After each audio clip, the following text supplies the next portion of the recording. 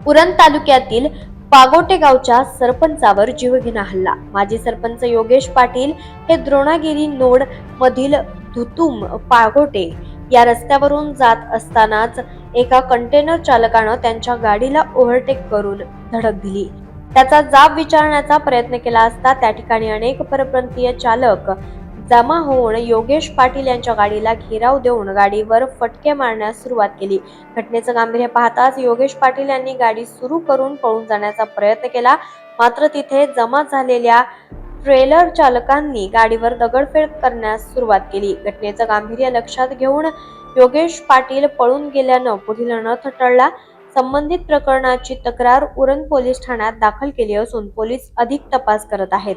ही संपूर्ण घटना सीसीटीव्ही कॅमेऱ्यात कैद झाली आहे।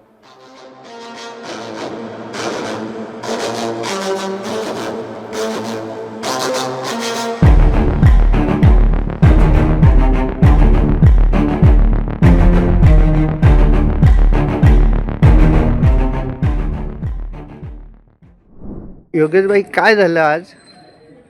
मी पागोटे गावचा माजी सरपंच असून वेळोवेळी ज्या काही समस्या असतात त्या नेहमी निरासर करण्याचा प्रयत्न माझ्या पद्धतीने मी करत असतो।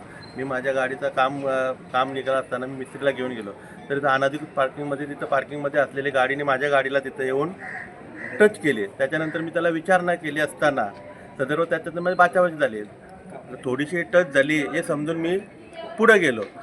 यू टर्न मारल्यानंतर त्यांनी पूर्ण दगड हातात काठ्या बिट्या घेऊन माझ्या गाडीवरती ते फोडण्याचा प्रयत्न करून माझ्यावरती प्राणघातक हल्ला।